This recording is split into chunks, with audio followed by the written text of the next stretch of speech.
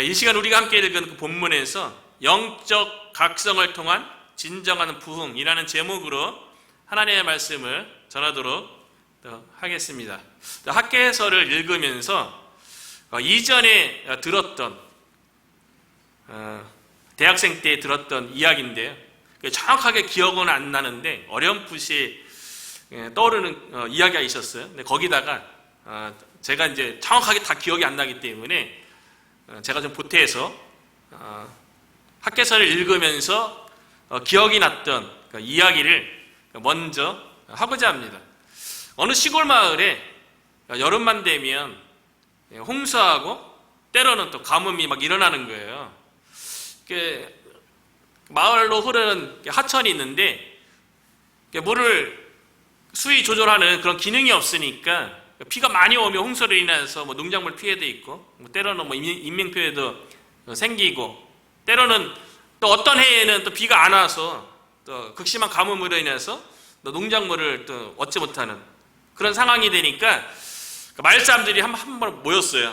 마을회관 같은 데 딱 모여갖고 우리가 어떻게 해야지 수해로 인해서 또는 가뭄으로 인해서 피해를 극복할 수 있겠느냐 여러 가지 의견을 나누는 가운데 결론을 냈어요.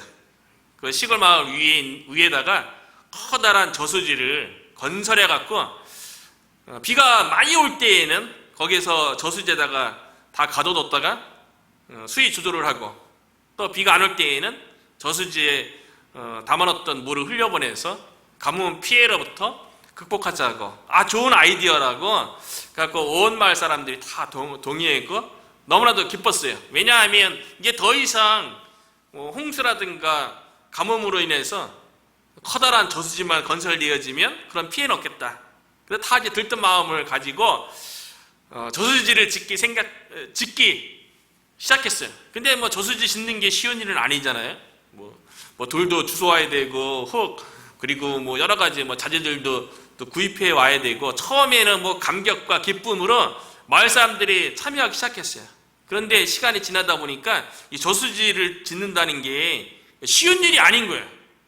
그러다 보니까 여러 가지 저수지 짓다 보니까 그 마을에 필요한 일들이 막 생기는 거예요. 그러니까 부모님들이 이제 저수지 짓기 위해서 돌도 나르고 자갈도 나르고 이런 일을 하다 보니까 아이들을 돌볼 필요가 생겼잖아요.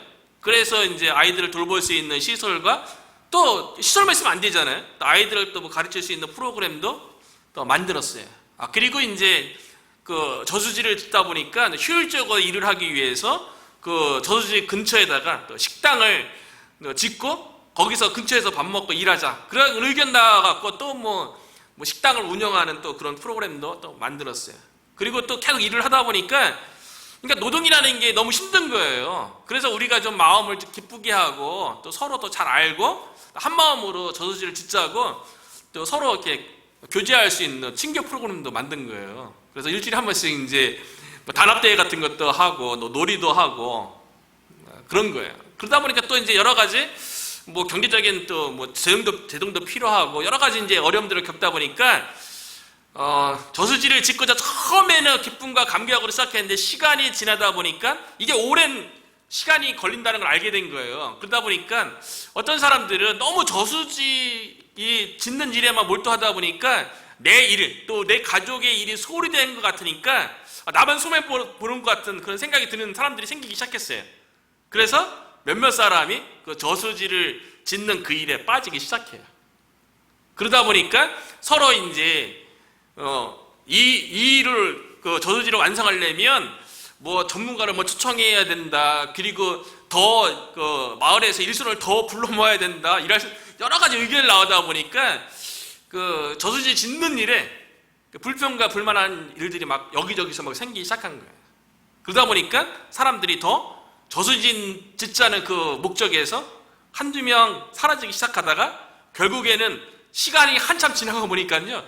저수지 짓고자 했던 목적은 없어지고 그냥 다 시골 마을로 각자 그냥 생활로 다 돌아갔다는 그런 이야기가 문득 생각이 났어요. 학개서를 읽으면서요.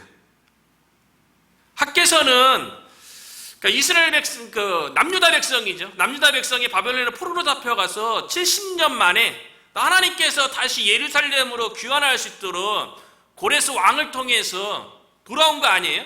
그들의 마음속에는 하나님의 백성으로서 성전을 재건해서 마음껏 하나님을 예비하고 찬양하고 하나님의 은혜 가운데 거하는 게 하나님의 백성의 마음이죠.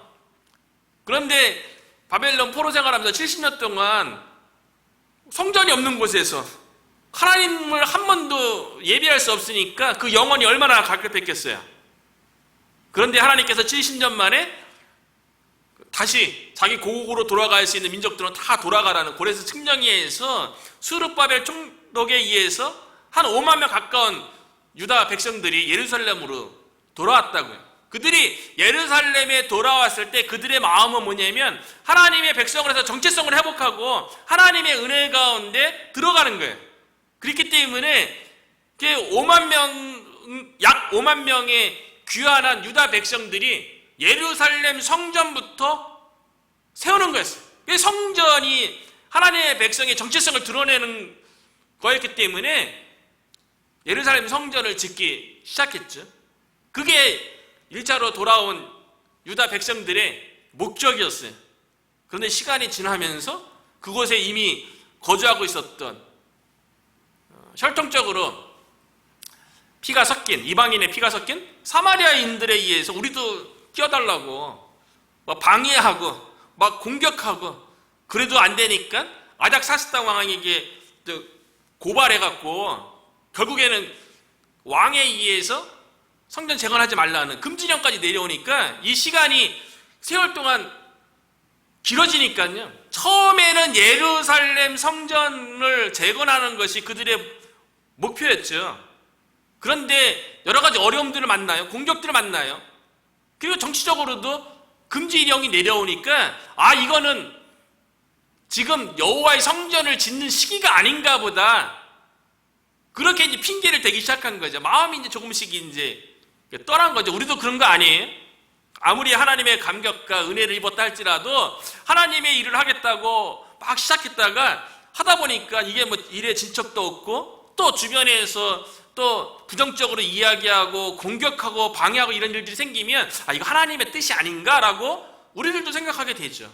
그래서 유다 백성들이 핑계는 하나님 여호와의 성전을 짓는 시기가 아닌가 보다라고 얘기하면서 속 마음으로는 자신의 간신과 자신의 유익을 위해서 자기 집을 새롭게 꾸미고 자기 일에 빠지는 그런 일들이 벌어졌어요.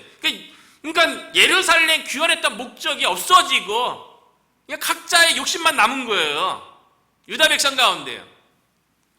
그때 하나님께서 학개 선지자에게 말씀으로 임하셔서 지금은 성전을 지을 시기가 아니라고 핑계대며 각자 자기 집을 꾸미는데 빨랐던 그 유다 백성을 향해서 학개 선지자가 하나님의 말씀을 선포하죠. 설교한 거죠. 그게 이제 지난주에 살펴봤던 학개서 1장 1절부터 11절의 말씀이에요. 이스라엘 백성이 예루살렘에 귀환했던 그 목적을 완전히 잃어버렸어요. 하나님의 백성으로 하나님을 섬기는 성전을 재건하는 일에서 완전히 떠났어요. 여전히 하나님의 백성이긴 하죠. 우리들도 하나님께서 우리를 부르신 목적이 있죠. 우리 교회를 향한 또 목적도 있죠. 웨스트민스터 신앙 고백에서 제1 질문이 사람의 제일 되는 목적이 무엇입니까? 라는 제목이 있잖아요. 질문이 있죠.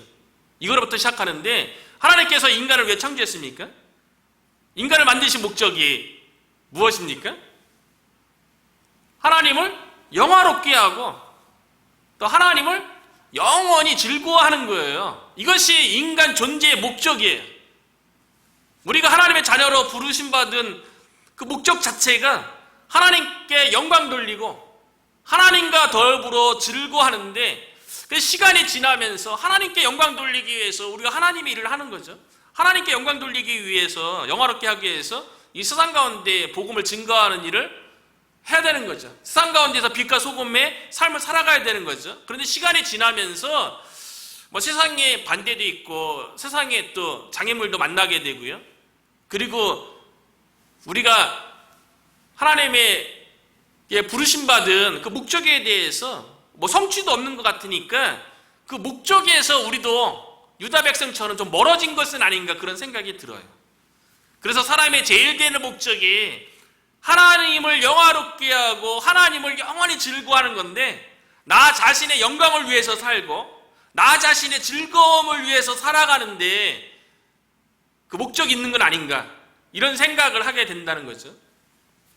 마치 유다 백성이 예루살렘으로 귀환한 그 목적에서 멀어졌던 것처럼요. 그 나름대로는 다 핑계대죠.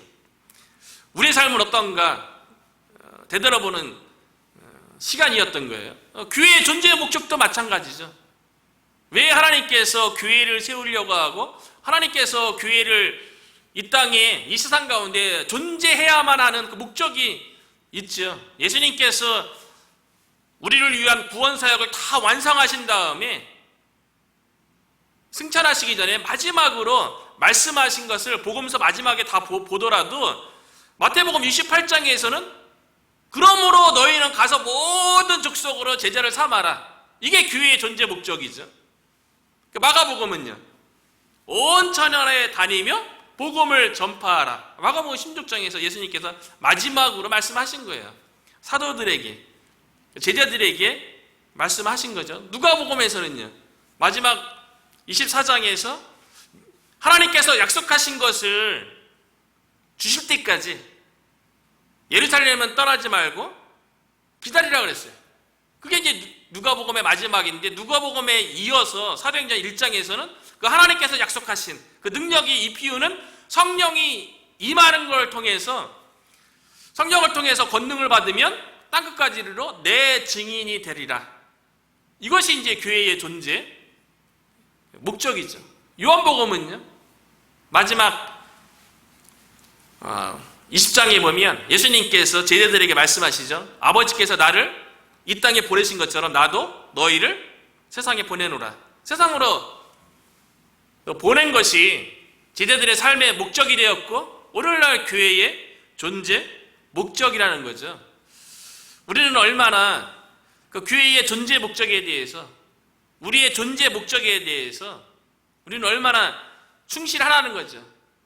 시간이 지나면서 유다 백성처럼 우리들도 여러 핑계로 인해서 하나님께서 우리를 하나님의 자녀로 부르신 그 목적에 대해서 멀어지거나 교회의 존재 목적에 대해서 멀어지는 것은 아닌지 오늘날 또 교회들이 하나님의 그 목적에서 멀어지는 그런 시대에 우리가 살고 있는 것은 아닌지 학개서를 통해서 한 번쯤 생각하게 된다는 거죠. 유다 백성이 예루살렘으로 귀환한 예루살렘 성전을 재건하고자 했던 그 목적에서 떠났기 때문에 하나님께서 학개 선지자를 통해서 말씀으로 유다 백성을 꾸짖었어요. 책망했어요. 그리고 유다 백성 마음 가운데 그들이 하나님의 백성으로서 하나님을 우선순위하는 것이 아니라 자신의 일에 더 우선시한다는 것에 대해서 말씀으로 책망했어요. 학개 선지자의 설교가 참 오늘날에는 보기 드문 설교이긴 하죠. 오늘날에는 위로와 격려가 많이 필요한 하나님의 사랑에 대해서 많이 설교해야 된다고 이야기하는 그런 시대에 살고 있는데 학개 선지자는 유다 백성들의 죄에 대해서 말씀으로 다 지적하고 마음속에 있는 그 욕망에 대해서 다 이렇게 빛으로 다 이렇게 드러냈잖아요. 그런데 오늘 본문에 보니까 학개 선지자의 그 말씀 선포, 설교에 대한 반응이요. 유다 백성 가운데 영적 각성 운동이 일어났다는 거예요. 말씀 가운데 말씀의 빛이 유다 백성의 마음 가운데 딱 들어왔어요. 그리고 그들이 잘못된 것에 대해서 삶에 대해서 막 이렇게 막 비추니까 마음에 찔린 거죠. 그래서 자신들의 삶에 대해서 각성, 사단적인 의미는요. 어떤 잘못이나 사실 등을 깨닫는 거예요. 말씀이 선포되니까요. 말씀이 유다 백성 가운데 들어오니까 그들 말씀 가운데 자신의 마음에 그 감추었던 그 의도가 다 이게 드러나는 거 아니에요? 이게 이제 각성이에요. 오늘날에 하나님의 말씀의 빛이 우리의 마음 가운데 비쳤을 적에 우리 가운데도 사도행전에 있는 것처럼 하나님의 말씀이 선포됐을 때 마음에 찔림이 있는, 영적 각성이 있는 그런 은혜가 우리에게 좀 있었으면 좋겠다는 그런 생각을 해봅니다. 이 각성에 대해서 오늘 본문에 보면 14절에 보면 이렇게 설명하고 있어요. 여호와께서 스알디엘의 아들 유다 총독 스룹바벨의 마음과 여호사닥의 아들 대제사장 여호수아의 마음과 남은 모든 백성의 마음을 감동시키시며,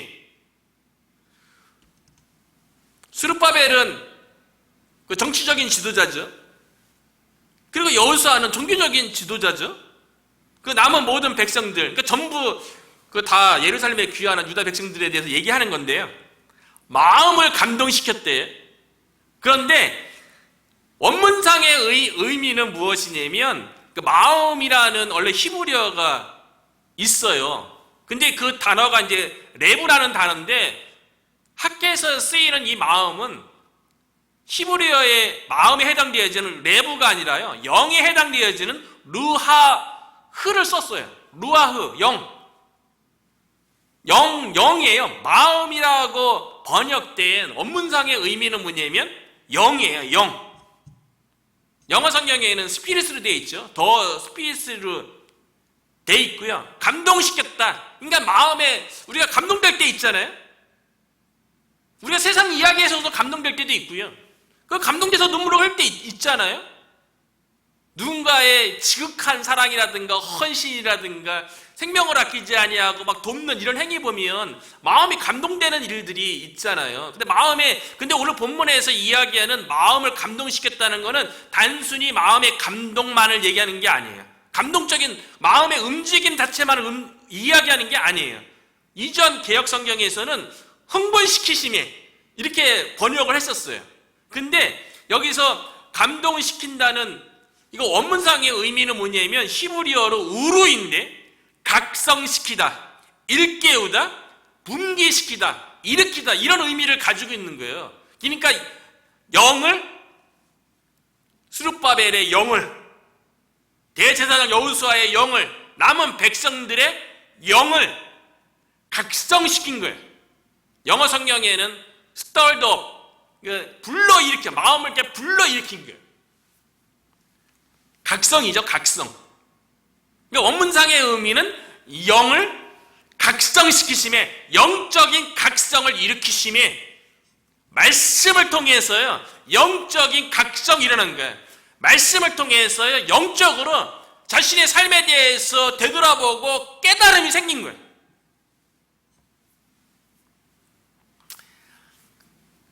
영적인 각성 운동이 유다 백성 가운데 일어난 거죠. 이 각성 운동은 인간적인 방법과 수단으로 일어나는 게 아니에요. 사람의 노력으로 되는 게 아니고요. 오직 하나님께서 영적 각성을 일으키는 거예요. 그것도 말씀과 함께요. 하나님의 말씀이 주어지면 그 말씀으로 인해서 우리의 마음 가운데 빛이 비치니까 우리의 영이 말씀으로 인해서 각성을 일으키게 된다는 거죠. 그래서 히브리서 4장 12절에 보면 하나님의 말씀은 살아있고 활력이 있어. 하나님의 말씀이 살아있다는 거예요. 이전에는 운동력이 있다고 얘기했어요. 좌우의 날선 어떤 검보다도 예리하여 혼과 영과 및 관절과 고수를 찔러 쪼개기까지 하며 또 마음의 생각과 뜻을 판단하는 영에 대해서, 우리의 영혼에 대해서 하나님의 말씀이 다 이렇게 판단해 주는 거예요. 그래서 우리의 생각과 우리의 뜻을 말씀이 다 이렇게 드러내는 거죠. 말씀의 빛으로 비치는 거죠. 그래서 하나님께서 유다 백성 가운데 그들의 잘못된 것에 대해서 깨닫게 하는 거예요. 그런 각성이 일어났다는 거죠. 말씀의 빛 안에서만 우리가 영적으로 각성이 되는 거예요. 고린도후서 4장 6절에도 보면요, 어두운 데에 빛이라 말씀하셨던 그 하나님께서 예수 그리스도의 얼굴에 있는 하나님의 영광을 아는 빛을 우리 마음에 비추셨느니라. 말씀으로 온 만물을 창조하신 그 하나님께서요, 우리의 말씀의 빛을 우리의 마음에 비추셨대요. 그래서 우리의 마음에 있는 모든 것들을 다 드러낸 거예요. 학개 선지자의 말씀 선포를 통해서, 설교를 통해서 유다 백성 속의 마음에 있는 것들을 너희는 핑계대고 여호와의 전을 건축할 시기가 아니라고 핑계대고 그러는데, 그 너희의 핑계에 불과하고 너희의 마음이 하나님께서 예루살렘에서 성전을 재건하는 이 목적에 대해서 멀어져서 각자의 관심과 유익이 되는 자기 집, 판벽한 집, 아름다운 집, 화려한 집을 거하는데 너희의 마음과 생각이 있다라고 말씀으로 지적한 거 아닙니까? 그러니까 영적 각성이 유다 백성 가운데 일어난 거예요. 영적으로 막 깨닫는 거예요. 그래서 첫 번째 영적 각성을 통해서 일어나는 일이 뭐냐면요, 회개 운동이 일어나는 거예요. 말씀을 통해서 영적으로 각성을 하면요, 회개가 일어나는 거예요. 그래서 12절에 보면 스알데엘의 아들 스룹바벨과 여우사닥의 아들 대제사장 여우수아와 남은 모든 백성이 그들의 하나님 여호와의 목소리와 선지자 학개의 말을 들었으니 이는 그들의 하나님 여호와께서 그를 보내셨음이라. 백성이 다 여호와를 경외하며, 영적 각성, 마음을 감동시키심이, 영적 각성이 말씀과 더불어 일어나며 회개했어요. 회개가 뭡니까? 내가 가던 길이 잘못됐다는 걸 알고 다시 하나님의 길로 돌이키는 거 아니에요? 유다 백성이 마음을 돌이켰어요. 이전에는 하나님께서 원하셨던 성전 건축하는 것에 그들의 마음에 중심이 있어야 되는데 자신들의 집에 그들의 중심이 있었잖아요. 그 죄를 깨달은 거예요.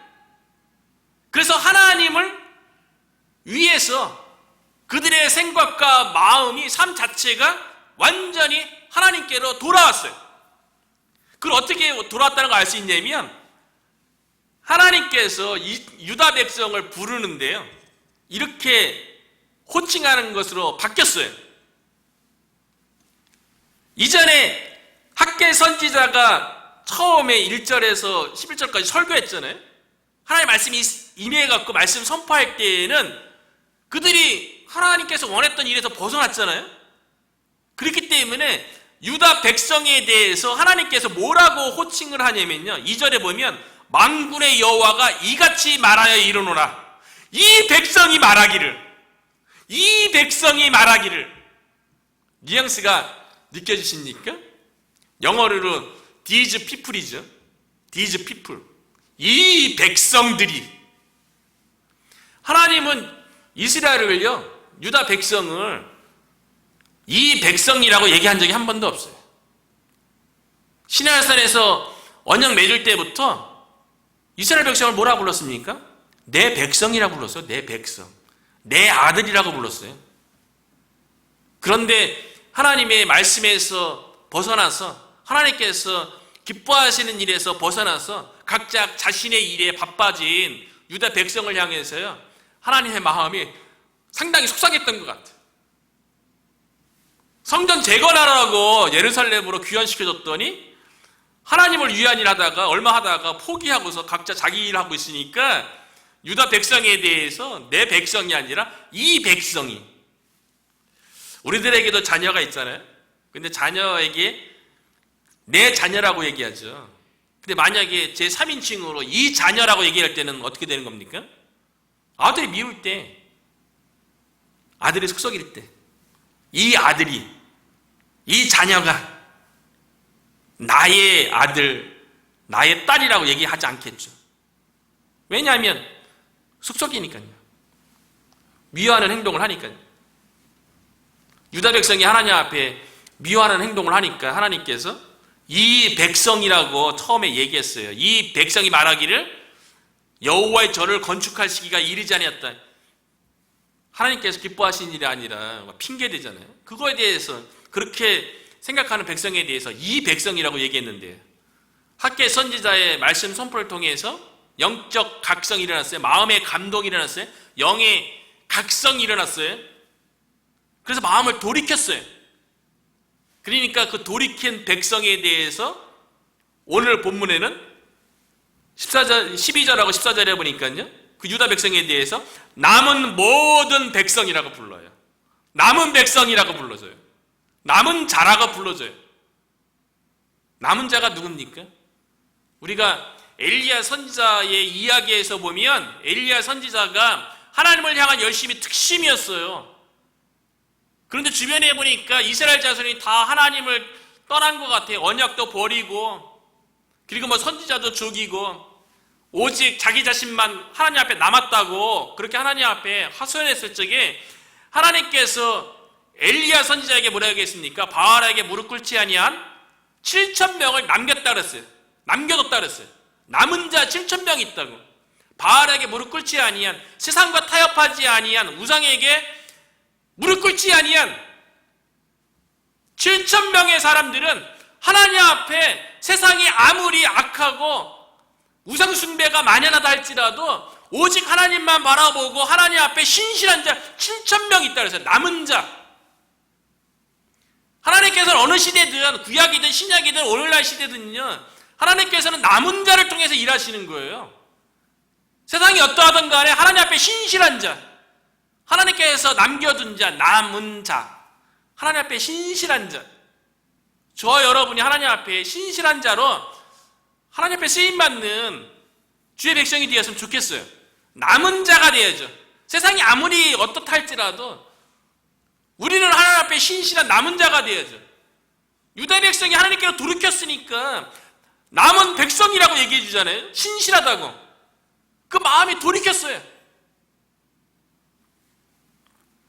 하나님께서는 언제나 그 남은 자를 통해서 이스라엘을 회복하고 남은 자를 통해서 하나님의 나라를 회복하시는 거예요. 그래서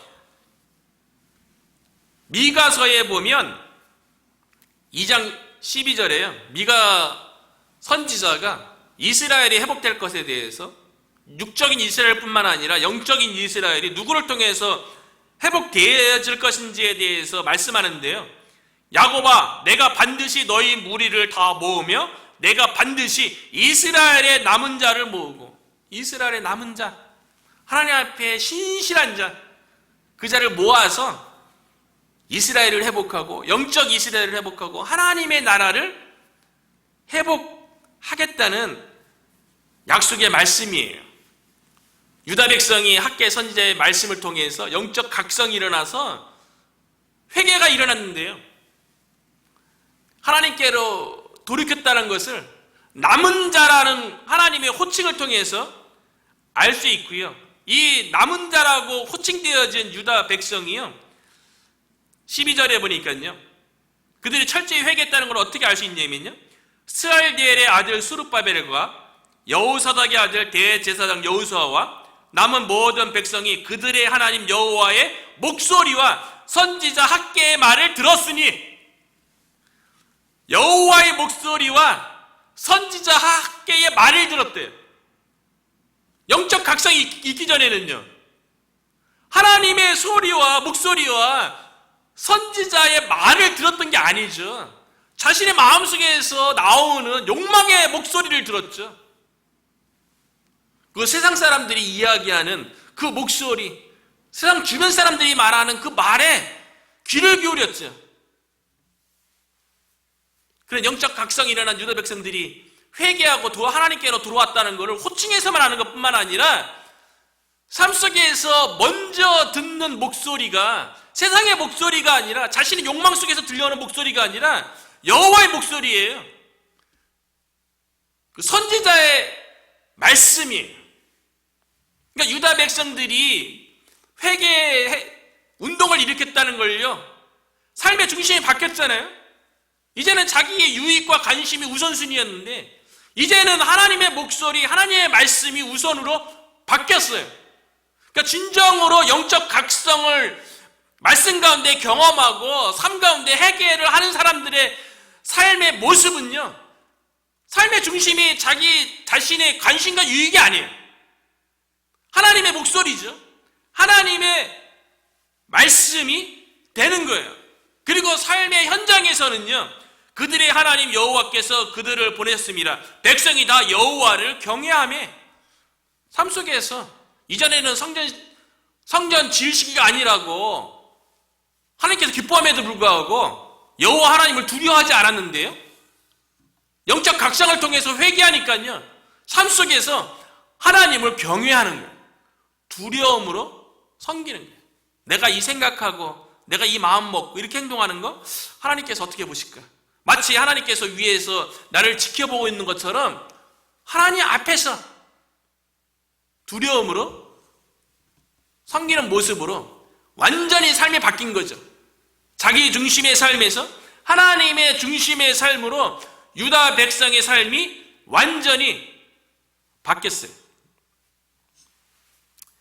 우리들도 말씀을 통해서 영적 각성이 일어나고 우리가 회개를 한다면 우리에게도 유다 백성과 같은 삶의 열매들이 일어나야 될 줄로 믿습니다.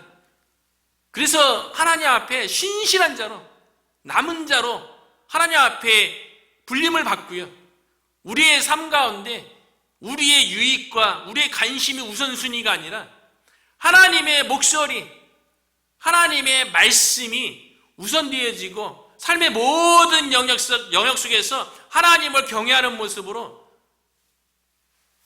모든 모습 속에서 하나님을 두렵고 떨림으로 섬기는 이런 모습이 저와 여러분 가운데 나타나기를 축원합니다. 유다 백성이 학개 선지자의 설교를 듣고 영적 각성을 통해서 회개 운동이 일어났어요. 진정한 회개는요, 그 설교 듣고, 오늘날에도 설교 듣고 난 다음에 은혜 받았어요, 뭐 감동했어요 얘기하는데 한순간에 마음의 변화가 아니라는 게요, 유다 백성이 학개 선지자의 설교를 듣고 난 다음에 이들이 회개 운동을 얼마나 했는지 아십니까? 학개서 1장 1절에 보면 다리오 왕 제2년 여섯째 달 곧 그 달 초하루 여호와의 말씀이 선지자 학개에게 임했어요. 그래서 설교했죠. 근데 오늘 본문의 15절에 보면 그때는 다리오 왕 제2년 여섯째 달 24일이었더라. 초하루에서 24일이니까요. 학개 선지자의 말씀 선포를 통해서 유다 백성 가운데 영적 각성을 통한 회개의 운동이요, 한순간의 감정의 폭발이 아니라는 걸 알 수가 있죠. 24일에서 하루 빼니까요, 23일 동안, 3주 넘는 기간 동안 유다 백성 가운데 그들의 삶을 되돌아보면서 그 말씀 가운데 주어진 것에 대해서, 그들의 잘못된 죄에 대해서 지적하는 것에 대해서 마음에 찔려하며 애통하며 철저히 회개했던 거예요. 그러니까 삶이 완전히 바뀐 거죠. 삶의 중심이 바뀐 거죠. 하나님도 인정할 정도로 너희들은 이제 남은 자라고, 이 백성이 아니라 남은 자라고 불림받을 정도로 유다 백성들이 철저히 회개했음을 보는 거죠. 유다 백성이 하나님의 말씀 앞에서 영적 각성을 통해서 철저히 하고 철저히 회개하고 변화된 모습을 보이니까요, 그 유다 백성을 향해서 하나님께서 이렇게 약속의 말씀을 주시는 거예요. 13절이죠. 그때의 여호와의 사자 학개가 여호와의 위임을 받아 백성에게 말하여 이르되 여호와가 말하노라, 내가 너희와 함께 하노라 하니라. 우리 가운데 영적 각성을 통해서 회개해서 우리의 마음이 늘 하나님께로 돌이키고 늘 하나님을 바라보고 하나님의 말씀 가운데 순종하고 하나님을 경외하는 모습 가운데 하나님께서 우리의 심령 가운데 임재해서 함께하는 거죠. 우리의 마음은 세상 가운데 가 있고 우리의 마음은 우리의 육신의 욕망을 쫓아가고 있는데 어떻게 하나님이 함께하겠어요? 유대 백성이 하나님 앞에 회개하지 않았을 적에 학개 그 선지자의 설교 내용에 보면 하나님과 함께하는 하나님의 백성의 삶이 얼마나 허망하고 허무한지에 대해서, 얼마나 열매 맺지 못하는 삶을 사는 건지에 대해서 지난주에 우리가 살펴봤잖아요. 유다 백성이 하나님 앞에 회개하기 전에 그들의 삶의 가운데 나타나는 삶의 모습이 어땠습니까? 6절에 보면 너희가 많이 뿌릴지라도 수확이 적으며 먹을지라도 배부르지 못하며 마실지라도 흡족하지 못하며 입어도 따뜻하지 못하며 일꾼이 삭슬 받아도 그것을 구멍 뚫어진 전대에 넣음이 되었더라. 삶 가운데 구멍 뚫린 전대에 넣는 것처럼 삶의 소득이 다 새고 있는 거예요. 하나님 중심이 아니라 나 중심의 삶을 사는 사람의 모습이 어떠한지를 너무나도 잘 보여주고 있죠.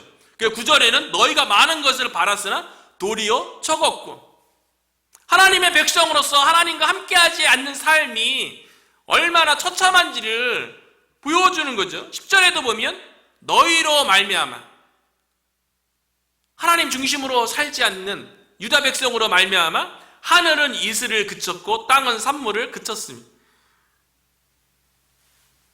밭에 소득이 없잖아요. 농작물에 소득이 없는 삶이었죠. 하나님을 떠나서 자기 욕심에 이끌려서 살았던 유다 백성의 모습에 어떤 열매도 없는 거죠. 삶의 허무함만 있었던 거죠. 그런데 학개 선지자의 설교를 통해서 철저히 회개하고 하나님께로 돌이켰던 이 유다 백성에게, 회개한 유다 백성에게 하나님께서 너희와 함께하노라. 하나님께서 우리에게 주시는 가장 큰 은혜가 우리의 삶 가운데 어떤 기도 제목 들어주고 내가 바라는 거 들어주고 이런 것보다도요, 우리가 철저히 회개를 통해서 하나님이 우리와 함께 하겠다고 약속하는 것, 이것이 우리의 삶 가운데 가장 큰 은혜인 줄로 믿어요. 온 천지만물을 창조하시고 지금도 다스리시고 보호하시고 인도하시는 그 하나님께서 우리와 함께 하겠다, 이 약속만큼, 이 약속보다 더 큰 은혜가 어디 있겠어요? 우리는 기도 제목 가지고 하나님 이거 들어주세요, 저거 들어주세요 막 기도하는데요, 사실은 하나님께서 우리의 삶 가운데 함께하면 우리가 바라는 이것 저것 그 모든 거 다 포함된 거 아니겠어요? 그렇기 때문에 유다 백성 가운데, 회개한 유다 백성 가운데 하나님께서 내가 너희와 함께하노라 하는 이 약속의 말씀은요, 단순히 그냥 하나님께서 위로 차원에서 그러니까 존재론적으로 그냥 함께 하겠다, 이 약속의 말씀이 아니고요, 내가 너희와 함께 하겠다라는 이 약속의 말씀 가운데에서는요, 도와주겠다, 보호해주겠다, 끝까지 책임져 주겠다, 이런 의미가 있는 거죠. 왜냐하면 유다 백성이 지금 성전 재건하는 가운데 실망해서 사실은 하나님의 마음에서 떠나서 각자 일에 빠졌던 거 아닙니까? 그렇기 때문에 하나님께서 내가 너와 함께하며 너희의 개인의 삶과 또 가정의 밭에 하나님의 성전을 재건하는 일에 하나님께서 도와주겠다는 거예요. 하나님께서 보호해 주겠다는 거예요. 인도해 주시겠다는 약속이라는 거죠. 저와 여러분의 삶 가운데 하나님이 우리와 함께 하겠다는 이 약속의 은혜를 우리가 누렸으면 좋겠어요. 하나님이 함께하면 다 얻은 거예요. 다른 거 구하지 않아도 돼요. 그렇지 않습니까? 하나님이 우리의 모든 거 다 아시는데 하나님이 우리와 함께 한다는 이 확신만 있다면, 그 하나님의 도우심과 보호하심과 책임지심이 우리 가운데 있다면 사실 우리가 구하지 않아도 우리를 너무나도 잘 아시는 아버지께서, 우리가 구하지 않은 거 그냥 하나님 아버지께서 알아서 해주시겠죠. 우리가 그와 같은 믿음 가운데 있어야죠. 하나님께서 함께 하겠다는 이 약속이 가장 큰 은혜이고 축복인 줄로 믿습니다. 그래서 오순절 성령 강림 사건 이후에요, 사도 베드로가 십자가에 못 박은 유대인들을 향해서 예수 그리스도가 주와 그리스도다 라고 설교한 다음에 회개를 촉구했어요. 그때 어떤 일이 일어나는지에 대해서 사도행전 2장 38절에 보면 베드로가 이르되 너희가 회개하여 각각 예수 그리스도의 이름으로 세례를 받고 제사함을 받으라. 그리하면 성령의 선물을 받으리니. 회개해서 하나님께로 돌이키면 하나님께서 성령을 선물로 주시는 거예요. 성령님의 내주하심을 통해서 하나님께서 우리와 함께 하시는 거죠. 저와 여러분 가운데 예수 그리스도를 통하여서 성령님의 내주하심이 저와 여러분의 마음 가운데 있는 줄로 믿습니다. 해gen 유다 백성이 하나님이 함께한다는 그 위로와 격려 말씀을 받고서요, 이미 영적 각성을 통해서 자신의 삶이 아니라 하나님의 영광을 위해서 결심을 했죠. 그래서 여호와의 성전 재건하기를 시작하는 거예요. 14절이죠. 여호와께서 스알디엘의 아들 유다 총독 스룹바벨의 마음과 여호사닥의 아들 대제사장 여호수아의 마음과 남은 모든 백성의 마음을 감동시키시며 영적 각성이 일어나며 그들이 와서 만군의 여호와 그들의 하나님의 전 공사를 하였으니 다시 시작했어요.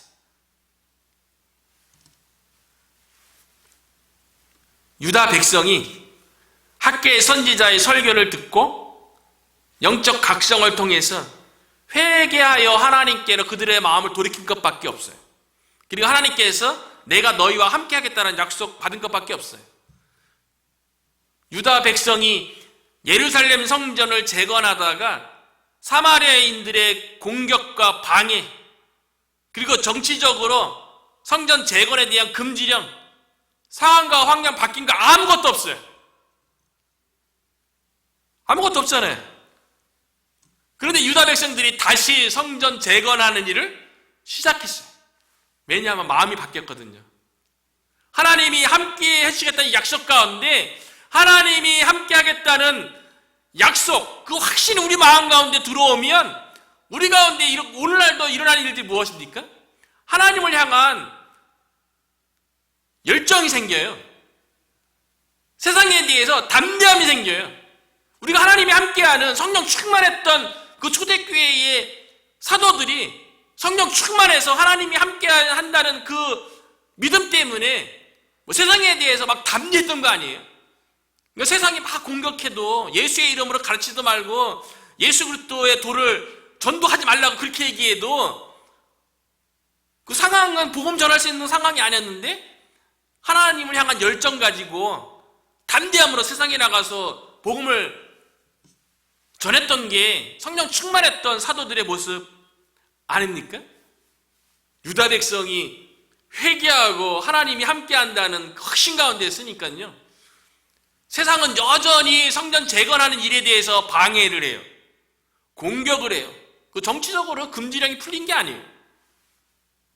그런데 성전 재건을 다시 시작했다는 거예요. 하나님께서 기뻐하시는 일, 하나님께서 원하시는 일, 원래 예루살렘 귀환에서 하나님께서 세우기를 원했던 이 성전을 재건하는 이 목적의 일로 다시 헌신하게 되는 거죠. 저와 여러분 가운데도 이와 같은 말씀을 통한 우리의 영적인 각성, 그 회개, 하나님이 우리와 함께한다는 그 확신을 가지고 우리의 삶의 목적으로 돌아가는 그런 은혜가 있었으면 좋겠어요. 우리 개인적인 삶에 있어서는 하나님이 우리를 통해서 영화롭게 되고 우리가 하나님만을 즐거워하고 이러한 삶을 살고요.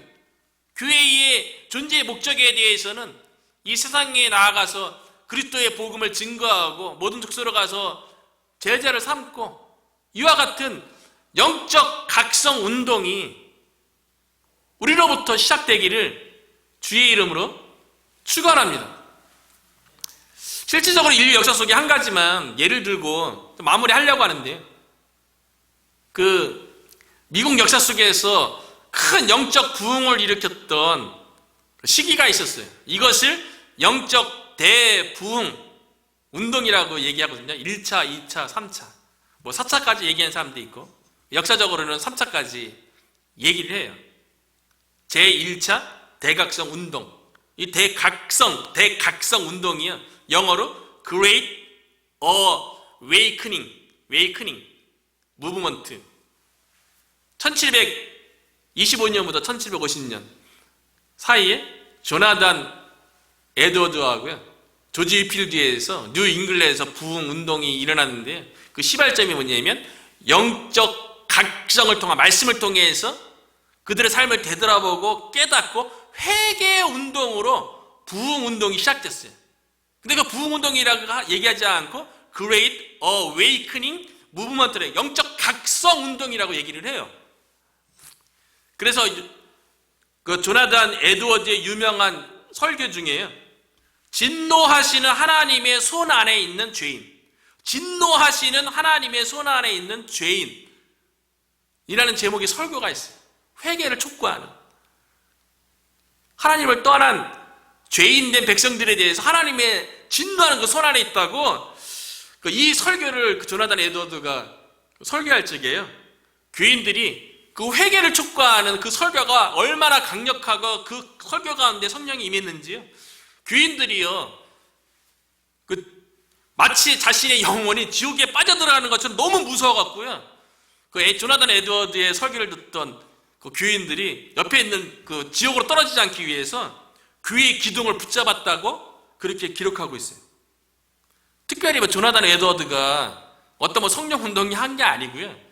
원고에 있는 하나님의 말씀을 선포했을 뿐이에요. 그런데 그 설교, 회개를 선포하는 그 설교 가운데 성령의 역사가 일어나갖고요. 두려워갖고 지옥에 떨어지는 것 같아갖고 기둥을 잡았다는 그런 기록이 있어요. 실제로 작년에 제가 조나단 에드워드 생가 가봤어요. 집회 갔다가 그 목사님이 조나단 에드워드의 실제 집이 있다고 방문해봤어요. 가니까 다 표지가 있는데 그 방문가로 보존된 게 아니고 그냥 조나단 에드워드 목사님 살고 그 이후에도 사람들이 계속 살아갔고요. 지금도 사람이 사는 생가로 되어 있는데 거기 보면 조나단 에드워드를 통해서 뉴 잉글랜드에 일어났던 영적 대각성, 영적으로 깨닫는 그런 일을 통해서 미국이 큰 부흥을 일으켰던 그런 표지판이 기록되어 있고요. 우리 한국에도 놀라운 영적 대각성 운동이 일어났던 적이 있죠. 1905년에 원산에서요. 선교사님들이 들어와서 한국에서 이렇게 선교하는데 선교에 열매가 없는 거예요. 그래서 몇몇 선교사님들이 모여서 원산에서 1905년에 기도 모임을 가졌어요. 그래서 몇 명이 가지다가 한 번은 하디 선교사님을 초청해서 우리 기도 모임에 와서 인도해달라고 설교 좀 해달라고 부탁을 했는데 하디 선교사님이 그 기도 모임을 인도하기 위해서 설교를 준비하는 가운데 하나님의 말씀이 하디 선교사님에게 먼저 임했어요. 말씀을 통해서 하디 선교사님이 먼저 영적 각성이 일어났어요. 그래서 하디 선교사님이 기도 인도하라고 해갖고 본인이 죄를 막 회개하는 거예요. 하디 선교사님이 토론토 대학이라는 캐나다에서 가장 좋은 대학 의대를 나왔어요. 그런데 학력에 대한 그 교만함, 그리고 자기가 의대 출신의 의사라는 그 교만함, 그리고 영국 시민이라는 그 교만함, 그 백인 우월주의 의식도 있었고요. 한국 사람에 대한 편협한 생각, 그리고 인종차별적인 그런 모습들이 있었던 것에 대해서 하나님의 말씀이 있으니까 하디 선교사님 영적 각성을 통해서 그 기도 모임에서 막 회개한 거예요. 내가 이런 짓 잘못했다고. 근데 거기에 성령 임한 거예요. 그 이후에 다른 곳에서도 이렇게 인도할 때마다 성령님이 임해갖고 회개운동이 막 일어나는 거예요. 그러다가 1907년에 평양 장대항 교회에서 말씀 사경을 하는데 거기서도 말씀이 선포될 때마다 성령의 역사 가운데 막 공적으로 자신들의 죄를 사람들 앞에서 막 회개하는 운동이 일어나갖고 평양 대부흥, 영적 대각성을 통한 부흥이 일어났던 거지. 그 평양을 그래서 동방의 예루살렘이라고 이야기했던 거 아니에요? 오늘날 우리에게도 하나님의 말씀을 통한 영적 각성이 일어났으면 좋겠어요. 그래서 하나님으로부터 멀어졌던 모든 부분들에 대해서 하나님의 그 마음으로 하나님의 말씀으로 돌아가고 삶의 중심이 우리가 아니라 하나님이 되고요. 하나님의 기뻐하는 일이 되고, 그래서 하나님께서 원래 우리에게 원했던 그 목적, 하나님께 영광 돌리는 일, 하나님만 영원히 즐거워하는 그 일, 그래 교회의 존재 목적인 이 세상에 나가서 복음을 증거하는 이 일에 하나님이 함께 하심으로 하나님의 부르심의 목적대로 하나님께서 우리를 쓰시기를 주님의 이름으로 축원합니다.